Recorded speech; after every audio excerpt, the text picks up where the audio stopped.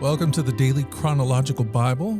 My name's Hunter, and we are reading through the Bible in chronological order as a single story. And that story is all about Jesus. We will look at this whole book through the lens of Jesus. It is a revelation of Him, and He has revealed to us the heart of the Father. He has invited us all to participate with Him in the life that He shares with the Father and the Spirit. Today, February 25th, we are in Leviticus chapter 25, verses 24 through 55, and Leviticus 26. We are reading from the New Living Translation. Leviticus 25. You are only foreigners and tenant farmers working for me. With every purchase of land, you must grant the seller the right to buy it back. If one of your fellow Israelites falls into poverty and is forced to sell some family land, then a close relative should buy it back for him. If there is no close relative to buy the land, but the person who sold it gets enough money to buy it back, he then has the right to redeem it from the one who bought it. The price of the land will be discounted according to the number of years until the next year of Jubilee. In this way, the original owner can then return to the land. But if the original owner cannot afford to buy back the land, it will remain with the new owner until the next year of Jubilee. In the Jubilee year, the land must be returned to the original owners so they can return to their family land.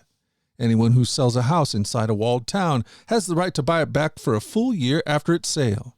During that year, the seller retains the right to buy it back.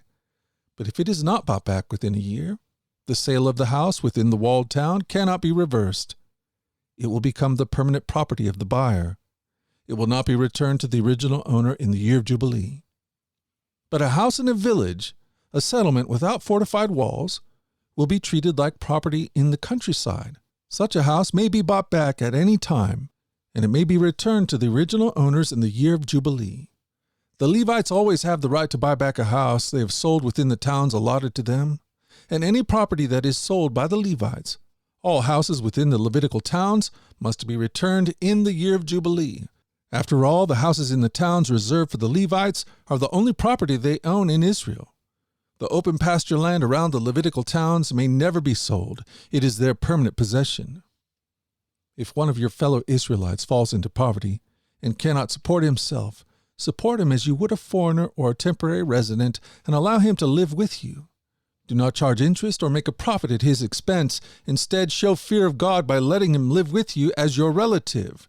Remember, do not charge interest on money you lend to him or make a profit on food you sell him. I am the Lord your God, who brought you out of the land of Egypt to give you the land of Canaan and to be your God. If one of your fellow Israelites falls into poverty and is forced to sell himself to you, do not treat him as a slave. Treat him instead as a hired worker, or as a temporary resident who lives with you, and he will serve you only until the year of Jubilee. At that time, he and his children will no longer be obligated to you, and they will return to their clans and go back to the land originally allotted to their ancestors. The people of Israel are my servants, whom I brought out of the land of Egypt, so they must never be sold as slaves. Show your fear of God by not treating them harshly.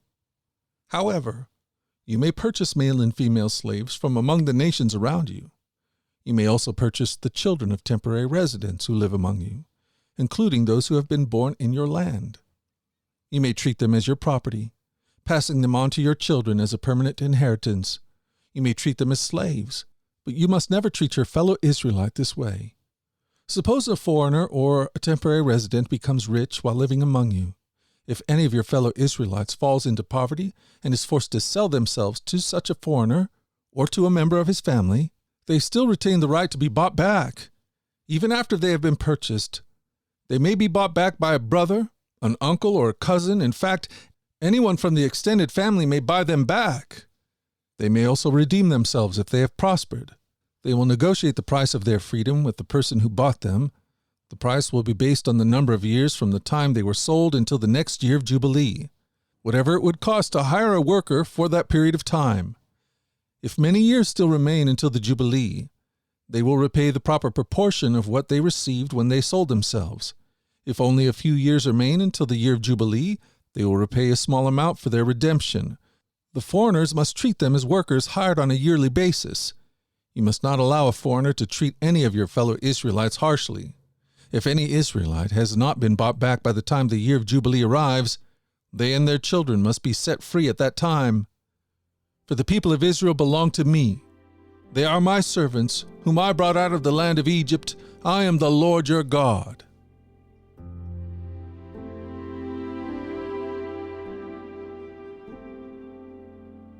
Thank you for joining us at the Daily Chronological Bible.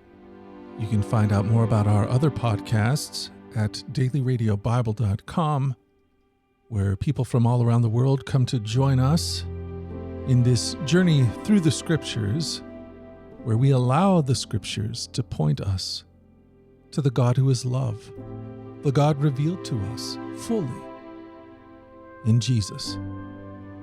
Again, that website is dailyradiobible.com. Subscribe or follow wherever you get your podcast. Until tomorrow, let's go forward in God's joy. Let's let His joy be our strength. And let us always remember this, that you are loved.